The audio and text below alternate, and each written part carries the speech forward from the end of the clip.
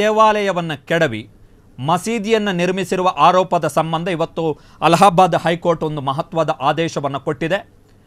ಮಸೀದಿಯ ಸಮೀಕ್ಷೆ ಮಾಡಬಾರದು ಅಂತೇಳಿ ಮಸೀದಿ ಸಮಿತಿಯವರು ಸಲ್ಲಿಸಿದಂಥ ಅರ್ಜಿಯನ್ನು ಅಲಹಾಬಾದ್ ಹೈಕೋರ್ಟ್ ಇವತ್ತು ವಜಾಗೊಳಿಸಿದೆ.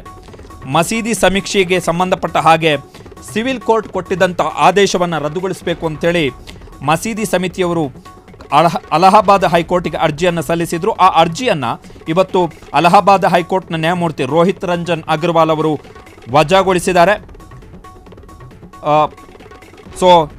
ಕಳೆದ ವರ್ಷದ ನವೆಂಬರ್ 19ನೇ ತಾರೀಕು ಸಿವಿಲ್ ಕೋರ್ಟು ಮಸೀದಿಯ ಸಮೀಕ್ಷೆಗೆ ಸೂಚನೆಯನ್ನು ಕೊಟ್ಟಿತ್ತು. ಅಂದರೆ ಈ ಮಸೀದಿ ಹಿಂದೂ ದೇವಾಲಯವನ್ನು ಕೆಡವಿ ಕಟ್ಟಲಾಗಿರುವಂತಹ ಮಸೀದಿಯ ಶಾಹಿ ಜಮಾ ಮಸೀದಿ, ಈ ಮಸೀದಿಯ ಬಗ್ಗೆ ಸಮೀಕ್ಷೆ ನಡೆಸುವುದಕ್ಕೆ ಆದೇಶವನ್ನು ಕೊಟ್ಟಿತ್ತು ಸಿವಿಲ್ ಕೋರ್ಟು.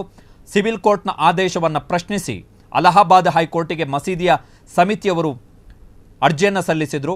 ಈ ಸಿವಿಲ್ ಕೋರ್ಟ್ ಈ ಆದೇಶವನ್ನು ಕೊಟ್ಟ ಬಳಿಕ, ಸಮೀಕ್ಷೆಗೆ ಆದೇಶವನ್ನು ಕೊಟ್ಟ ಬಳಿಕ ಉತ್ತರ ಪ್ರದೇಶದ ಸಂಬಲ್ನಲ್ಲಿ ನಡೆದಂತಹ ಹಿಂಸಾಚಾರದಲ್ಲಿ ಸುಮಾರು 4 ಮಂದಿ ಸಾವನ್ನಪ್ಪಿದ್ರು. ವೆರಿ ಇಂಪಾರ್ಟೆಂಟ್ ಪ್ರಕರಣ ಇದು. ಹಿಂದೂ ಭಕ್ತರ ಪ್ರಮುಖ ವಾದ ಏನು ಅಂತ ಹೇಳಿದ್ರೆ 1526ರಲ್ಲಿ ಅಲ್ಲಿಯವರೆಗೆ ಇಲ್ಲಿ ವಿಷ್ಣು ದೇವಸ್ಥಾನ ಇತ್ತು. ಆ ವಿಷ್ಣು ದೇವಾಲಯವನ್ನು ಕೆಡವಿ ಇಲ್ಲಿ ಮಸೀದಿಯನ್ನು ಕಟ್ಟಲಾಗಿದೆ ಎನ್ನುವಂಥದ್ದು ಪ್ರಮುಖವಾಗಿ ಮಹಂತ್ ರಿಷಿರಾಜ್ ಗಿರಿಯವರು ಮಾಡಿರ್ತಕ್ಕಂತಹ ವಾದ. ಹಾಗಾಗಿ ಸಿವಿಲ್ ಕೋರ್ಟ್ನಲ್ಲಿ ದಾವೆಯನ್ನು ಸಲ್ಲಿಸಲಾಯಿತು ಭಕ್ತರ ಕಡೆಯಿಂದ, ಹಿಂದೂಗಳ ಕಡೆಯಿಂದ.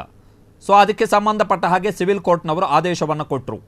ಮಸೀದಿಯ ಸಮೀಕ್ಷೆ ಮಾಡಬೇಕು ಅಂದರೆ ಈ ಮಸೀದಿಯಲ್ಲಿ ದೇವಸ್ಥಾನವನ್ನು ಕೆಡವಿದ್ದಕ್ಕೆ ಅಥವಾ ದೇವಸ್ಥಾನ ಇತ್ತು ಎನ್ನುವುದಕ್ಕೆ ಏನಾದರೂ ಕುರುಹುಗಳು, ಸಾಕ್ಷ್ಯಗಳಿದ್ದರೆ ಅವುಗಳ ಬಗ್ಗೆ ಶೋಧ ಆಗಬೇಕು ಎನ್ನುವಂತಹ ಸೂಚನೆಯನ್ನು ಕೊಡಲಾಗಿತ್ತು. ಆ ಆದೇಶದ ಬಳಿಕ ಸಂಬಲ್ನಲ್ಲಿ ನಡೆದಂತಹ ಹಿಂಸಾಚಾರದಲ್ಲಿ 4 ಮಂದಿ ಸಾವನ್ನಪ್ಪಿದ್ರು ಕೂಡ. ಅದರ ವಿರುದ್ಧ ಮಸೀದಿ ಸಮಿತಿಯವರು ಅರ್ಜಿಯನ್ನು ಸಲ್ಲಿಸಿದರು. ವೆರಿ ಇಂಪಾರ್ಟೆಂಟ್ ಆದೇಶ ಇವತ್ತು ಹೈಕೋರ್ಟ್ನಿಂದ ಬಂದಿರುವಂಥದ್ದು. ಸಮೀಕ್ಷೆ ನಡೆದಿದೆ ಆಲ್ರೆಡಿ. ಮಸೀದಿ ಸಮಿತಿಯವರ ಆಕ್ಷೇಪ ಇದ್ದಿದ್ದೇನು ಅಂತ ಹೇಳಿದ್ರೆ, ಸಿವಿಲ್ ಕೋರ್ಟು ನಮಗೆ ನೋಟಿಸನ್ನು ಕೊಟ್ಟಿಲ್ಲ, ನಮ್ಮ ಅಭಿಪ್ರಾಯವನ್ನು ಕೇಳಲಿಲ್ಲ, ಜೊತೆಗೆ ಪಿಟಿಷನ್ ಸಲ್ಲಿಸಿದ ದಿನವೇ ಸಮೀಕ್ಷೆಗೆ ಆದೇಶವನ್ನು ಕೊಡಲಾಗಿದೆ, ನಮ್ಮ ವಾದವನ್ನು ಆಲಿಸಲಾಗಿಲ್ಲ ಎನ್ನುವಂಥದ್ದು ಮಸೀದಿ ಸಮಿತಿಯವರು ಎತ್ತಿದಂತಹ ಪ್ರಮುಖ ಆಕ್ಷೇಪಗಳು.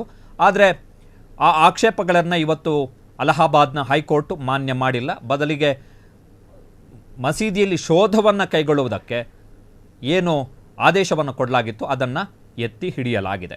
ಕ್ಷಣ ಕ್ಷಣದ ಸುದ್ದಿಗಳಿಗಾಗಿ ಫ್ರೀಡಂ ಟಿವಿ ಸಬ್ಸ್ಕ್ರೈಬ್ ಮಾಡಿ, ಲೈಕ್ ಮಾಡಿ ಹಾಗೂ ಫಾಲೋ ಮಾಡಿ. ಹೊಸ ಸುದ್ದಿಗಳ ನೋಟಿಫಿಕೇಶನ್ಗಾಗಿ ಬೆಲ್ ಐಕಾನ್ ಮೇಲೆ ಕ್ಲಿಕ್ ಮಾಡಿ.